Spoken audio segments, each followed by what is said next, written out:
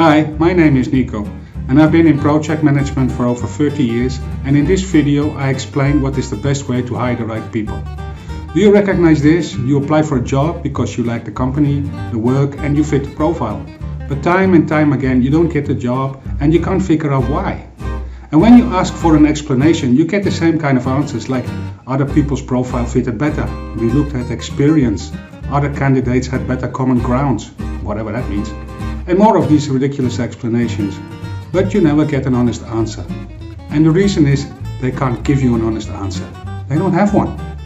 Most selections are arbitrary, often based on the mood of the recruiter, and moods do change.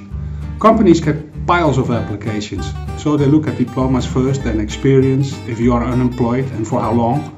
Sometimes, and I've seen selections based on skin color, gender and age. Believe me, there are companies who don't want to hire women or people of color, and most companies don't even think of hiring someone over 50. Although no one will ever say that openly. But what if you're an employer? You probably are not involved in the recruitment process. You got people to do that for you, isn't it? But how many times did you get frustrated with newly recruited staff with very little idea on how to get the job done? Well, in this video I explain what is the best way of hiring people and make sure that you get the right person for the job. As a project manager, I've been hiring people since 1987, and at first I too hired people by browsing through piles of applications. But that does get tiresome, and I ended up hiring the wrong people. Well, I learned my lesson. In this video I use an example of a fictional company who wants to hire a driver. However, the method I use in this video can easily be transferred to any other profession. Okay, here we go. A company with a fleet of 4x4 Toyota Land Cruisers has offices throughout a large country where the roads are really bad and they need a driver. So how do you begin? Well, start by making a list of what you expect from a driver. So the driver needs to have a valid driver's license. You need a driver with at least 5 years of experience in off-road driving with 4x4 vehicles. The driver needs to have some mechanical skills, be willing to travel long distances and sleep in hotels if needed, be able to handle money, is knowledgeable with car safety procedures, and can read and write. Now that you have your requirements, you can start to advertise the position. It'll be wise to mention the salary range. I spend a lot of time discussing salaries with disappointed potential candidates, and I'm sure you have better things to do. Don't ask for a motivation letter. That someone is applying shows there is enough motivation. Besides that, a motivation letter tells you nothing about the capabilities of the candidate. A cover letter with references and a CV will suffice. Write in your advertisement that chosen candidates will have to do a test. Yes, there will be a test, and this test will be tailored to the situation on the ground. I went through a lot of tests myself. Once during such a test I had to make a pivot table in Excel. I passed the test, got the job, but once employed I never had to make a pivot table. So the closing date for applicants to send in their applications has passed, and a first assessment needs to be done. Don't bother with the driver needs to have a valid driver's license. If someone applies, he or she will have to show a valid driver's license anyway. But depending on context, it may be necessary to check if the license is genuine.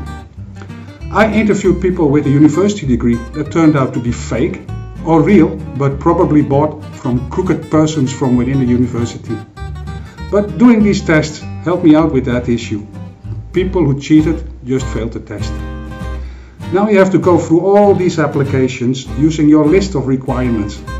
You can filter out those without a valid driver's license, without the expected years of experience, those whose writing is so poor that you cannot work with that. Your pile of applications is now getting smaller, but there is still a lot of applications left. Now you see if the applicant mentions knowledge of safety procedures, experience with handling money, has made long field trips for days at end, mentions car repair skills. Now you can give a valid reason on why you cannot hire to those you've rejected. Eventually you want to keep around 10 candidates you want to interview. Check their references before inviting them to the test. You could be in for a surprise. Ideally, you want a candidate who can perform at 100%. Well, this 100% you break down in order of importance to the company. For example, you could decide to assign 5% of all required skills combined to the candidate's ability to handle money, so 5% for that. Here are the skills you're going to test, and in this example it looks like this. Has some mechanical skills, 30%. Be able to handle money, 5%. Is alert on and knowledgeable with safety procedures, 20%. Driving test, 40%. Knows how to communicate with others, 5%. All the percentages combined add up to 100. Now you have to get a selection committee. You use, if you have, your mechanic, your most experienced driver. They have to do the driving test, the mechanical skill test and the safety procedure test. Someone from finance department for the money handling test. Someone from HR and the head of the department responsible for transport, usually logistics.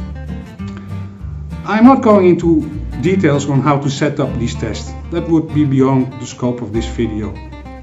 Now you make scorecards based on input from those who are going to do the testing. The scorecards can be from 1, very bad, to 100, which is excellent. Next you invite your candidates, start by giving them the practical test. Next have the verbal interview with one candidate at a time and all the members of the selection committee. Ask your questions, get a feel of how the candidate responds. This gives you a clue on the how to communicate part of the score. When it's all done, enter all the data into a spreadsheet. Then multiply the percentage with the scores on the scorecard. Like this example.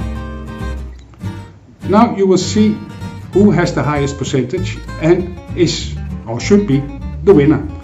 And also, in this case, you can explain to the failed candidates why they didn't get the job. Well, thanks for watching this video. I hope it was useful. Take care of yourself and each other. Goodbye.